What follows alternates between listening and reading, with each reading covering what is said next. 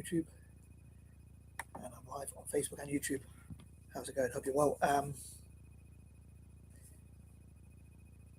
Yeah, it's your boy M.K.S, I'll say, and today I want to focus on talking about Italian football. I wasn't going to use whatever my flag and scarf, but I thought I would, partly because I'm a bit cold, and also I thought because I'm talking about Italian football, I wasn't going to till at least May, if not June. As I focus on Asian empowerment, but today I thought I'd talk about football as it's a Friday, and also thinking about as it's a 10th, and the number 10 reminds me of like future plans and youth development. So I wanted to talk about how I hope for Italian football to improve its youth development, just like Spain, France, Germany, Brazil, Argentina, and other countries, England included, have done. And I hope I don't forget any points. I was trying to think about them. As usual, I've been trying to avoid procrastination, and I have so many ideas and so many thoughts all at once, ideas, plans, and thoughts all at once, that it becomes almost overwhelming. Like I've got a blue notebook, blue refill pad that I want to write in. Also an orange notebook I want to write all the different thoughts and plans and things like that. And then I've got some like black and white that reminds me of Juventus, which I hope to come to. But yeah, all these different things I wanted to write on and things like that. So I'm struggling to put everything else aside and focus on one or two things. But even making this video, I'm almost an hour late planning it, that kind of thing, avoiding distractions. There's so many videos on YouTube to watch and things like that distract me. But I get distracted by those flashing lights, if you like. As Kevin O'Leary said, you've got to be signal and not noise, as he puts it. When he talked about Steve Jobs, Elon Musk being like that. But yeah, I do wonder if I have ADHD and autism without realizing. Like, so maybe I have that. Some people say that autistic people have that hyper focus, but then people with ADHD have that going around to different things. And I wonder if I do have that. Like, I have these plans and focus. Part of me wants to plan and focus on things, and another part wants to just do different things all at the same time, so many different things at once. So I think someone else said that, like having plans and then just not sticking to them anyway. So I do wonder if I have that ADHD. It'll be interesting. I think it's pretty, like, neurodiversity can be a cool thing. But anyway, I'm going to try and stick, talking of which, to the topic at hand. And again, I've got all these different plans and things I want to do, and I wanted to do what I call a timeline today. So like wake up, like say for instance, plan my day, like wake up at 8, have breakfast right till from 9 till 11 or whatever, and then change and go for a walk or something. And then I was going to go to this coffee morning or whatever, or tea morning for me, because I don't drink coffee. But I promise I will try and get to the point. But yeah, I decided not to go because I wasn't sure if I had a cold or not. But I've been very cold today, though, talking about cold. But I was coughing, but then I stopped coughing. I think it was just dust allergies or whatever. I do have allergies, especially as a hoarder as well. Doesn't help, but it's the way my mind works, I guess. But anyway, onto the topic at hand. These, as ever, I thought I'd do in list form from number 1 to 10. I'll try and get to a point in the quickest amount of time possible. Already failed that initiative, but here goes. So number 1, I think what Italian football needs to do is change its approach. I think Italian fans need to somehow, I don't encourage breaking the law and I don't encourage violence, but somehow I think they need to sort of write to the government and write to the FIGC and maybe have some sort of peaceful and legal campaign to make change, to sort of get rid of the old guard and bring new people in. I'd love for former players to be involved, and also young people with passion for the game, passion and hunger, not just people in suits. But making that change in culture and tradition and that kind of thing. And I know I'm very stubborn myself, so a bit hypocritical of me, but being more flexible and versatile, and like being able to change with the times, become more attacking and develop youth and give them a chance and that kind of thing. So yeah, I think that needs to change ASAP. And I guess unless something happens, before I move on to point number 2, unless something happens, I was going to say I might include it a bit later, but I think I'll try and get this at this point. As I said, I know I'm a bit behind schedule as usual, struggling to get to the point, but unless what happens, which part of me dreams of, which is a bit of a cheat code or a bit cheeky of you. Feels a bit like, excuse the expression, but dirty, not in that way. But unless something happens like what happened to Denmark in the Euros, although that was in the Euros, and Italy takes Iran's place or whatever, Italy has 4 years to prepare for the next World Cup. I'd even use the Euros as a preparation for for the World Cup. But yeah, if it starts now, it can develop just like other countries like Spain and France and especially Germany. I think they saw problems in their football and they said they're going to change it straight away. And I think Italy needs to do that ASAP. We should have done that really. I'll say as a supporter, should have done that. I'll say as a fan, should have done that when we first failed to qualify in 2017, 2018. I think that should have been a signal to make changes. And I think it shows like Italy got rid of the manager, but the problem is still there, the structure. Moving on, point number 2, talking about Spain, France, Germany, Argentina, England, and other places, I think Italian football should learn from them as much as possible. I'd also love for, talking about learning, I'd love for football to be on the curriculum in Italy and people to write assignments on how to improve Italian football and might be given marks, and maybe even former footballers say, oh yeah, that's a cool idea, or whatever. I also wonder why those from the 2006 World Cup couldn't be involved in the setup. I'd love for former players to be involved in that kind of thing, be involved in coaching and going to schools. But yeah, I think Italy should learn from Spain especially, but also France, how they include immigrants and that kind of thing. Migrants could be included. Someone made a video saying that migration is a problem, but actually migration is an advantage when it comes to football.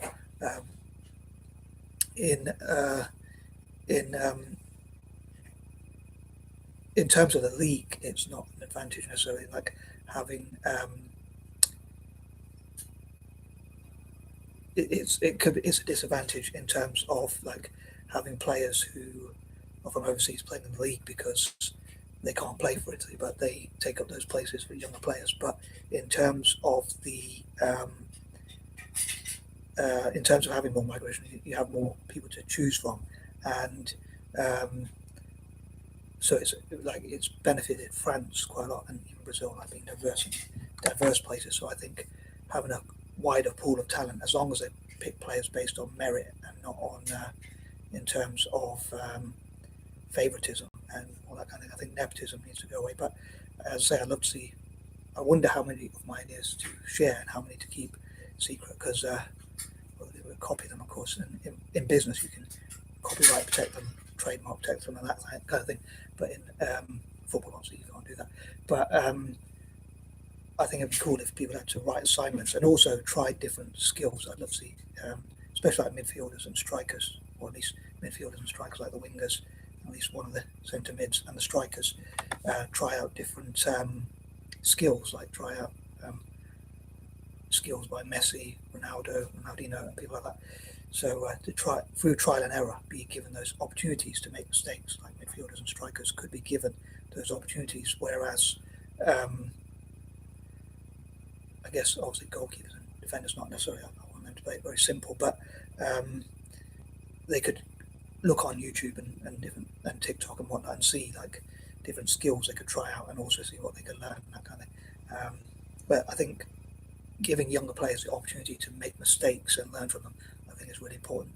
And even if I do say myself, I think it would be quite cool if they had like assignments. Maybe I'm being naive, but I think that would be quite a cool idea. Maybe some people say it's a foolish idea, but if they wrote assignments on how to improve Italian football and that kind of thing in schools, like playing football and that kind of thing, and practice those skills, and like could get grades on such and that kind of thing, but also be encouraged to play football in parks and schools, and the adult teams or senior teams could include more younger players. And I guess they've got to get the balance right between child protection and giving people opportunities to play against older people and learn from them. So if they get that right, then I love for towns to play football in parks, schools, homes, youth centres, youth clubs, and all sorts of things, give them opportunities. Again, as I say, I think they should learn from Spain, France, Argentina, and others. I think Spain are like the benchmark, if that's the right word, to learn from. But I think that covers everything for point number 2. I'd say I think it'd be cool if it was on the curriculum. They did like essays and assignments and got grades on sharing ideas, putting forward their ideas on how to improve Italian football, and also networked together how I'll say could even be graded, but also as they practicing different skills, like from Messi, Ronaldo, and people like that, which would make it more entertaining, I guess, and hopefully get the end results as well. And maybe people, if they think you're going to play one way, or if you have certain skills, you can play another. Anyway, I might come to that a bit later. But moving on to point number 3, I'd love to see sponsors sponsoring football pitches, stadiums, academies, and things like that.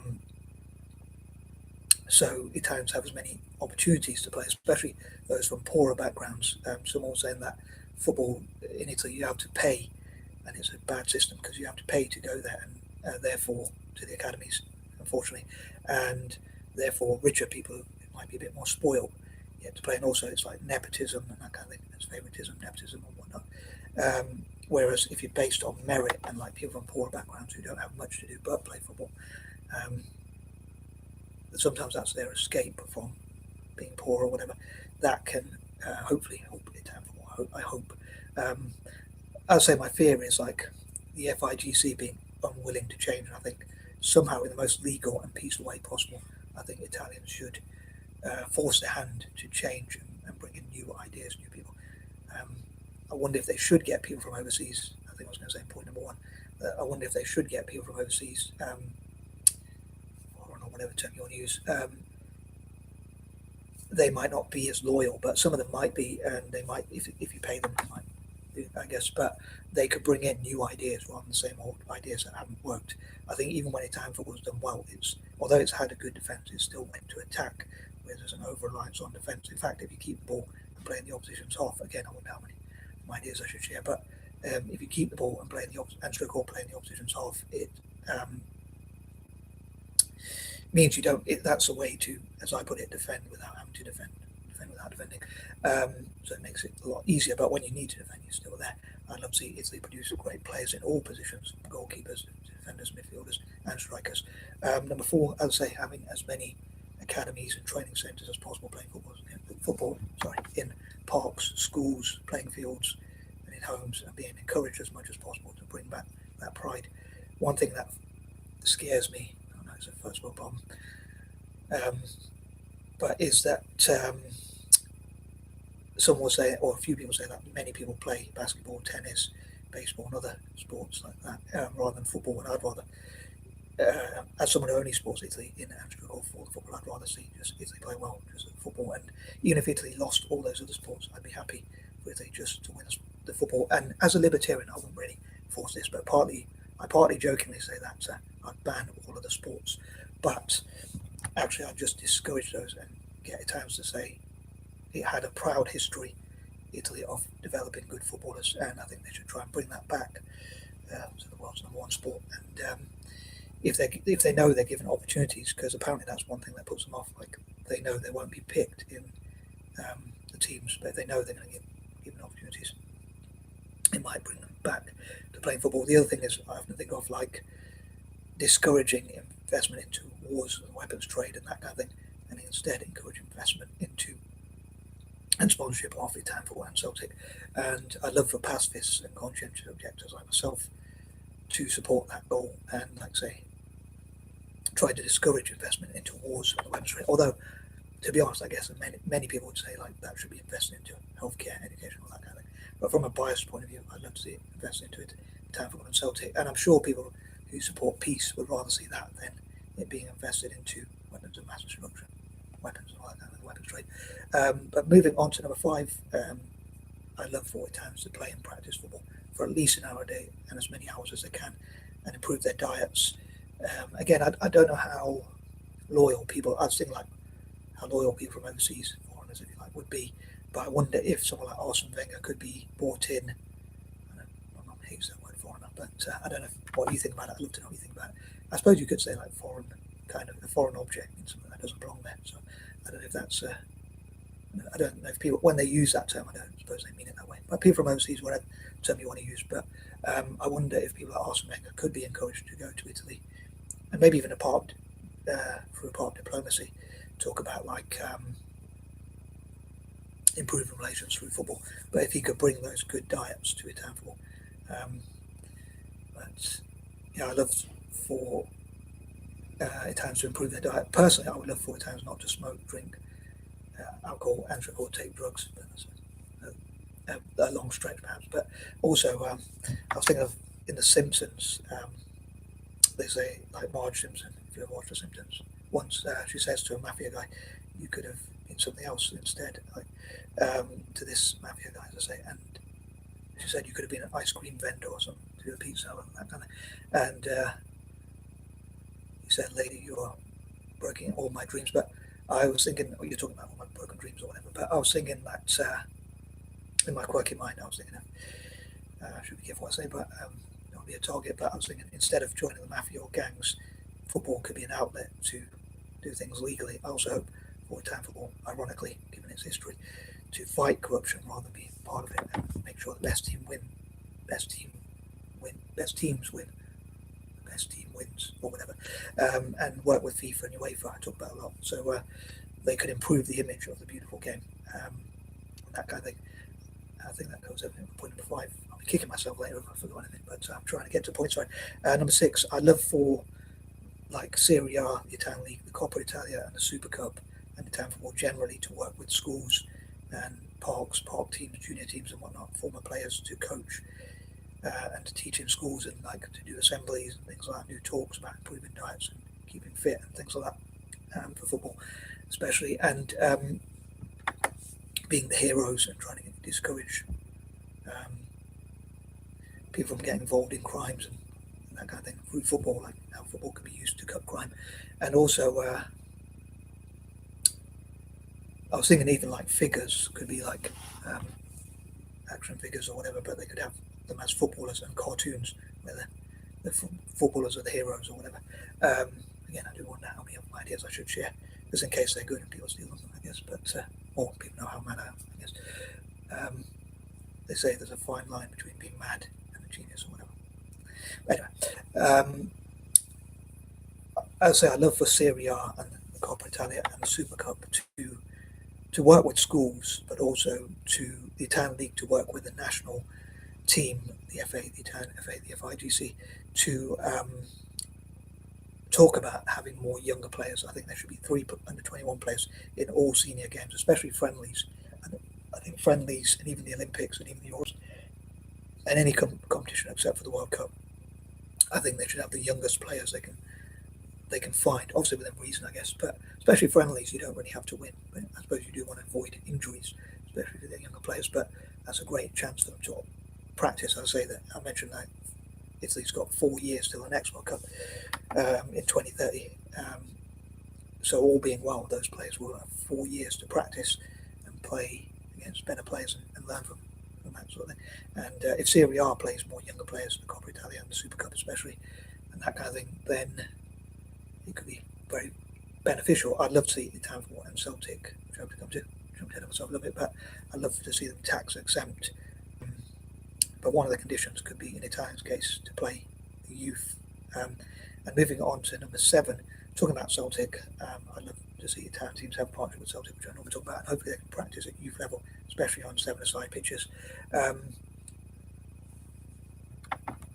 But when it comes to Celtic, I don't care too much about the youth development because I don't support Scotland like I do with Italy.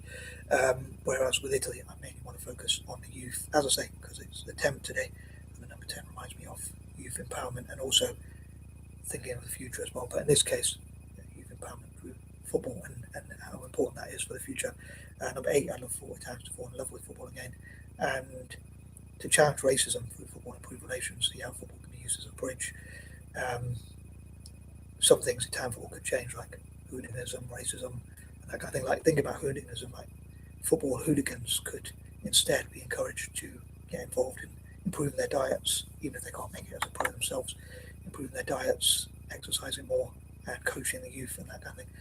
So that could be their role. It could give them a purpose rather than hooliganism, because I guess people get into hooliganism and violence or whatever when they lack a purpose, I guess.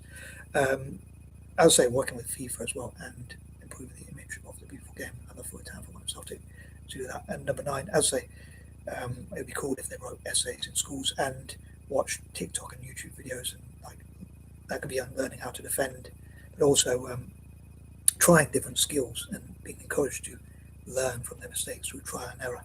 I think that's one of the things schools can be really weak at. Like, you don't learn from your trial and error, from mistakes, from your mistakes. And I think Italian players are not enabled to make mistakes. Like Roberto Baggio, who made the 900-page thesis, or whatever you call it. I can understand they didn't want to read that because it was too long, but people said they just dismissed it. They could have summarised it or whatever, or got him to summarise it either in words or in writing or whatever, typing or whatever. He could have even made a video on his ideas, on his ideas, but it seems like he went into a lot of detail for them not to take it on board. But he talked about how players are taught to win rather than actually improve and that kind of thing. And I think it's a difficult balance to get right. Game management, when to rest players, when to play your best team, or whatever.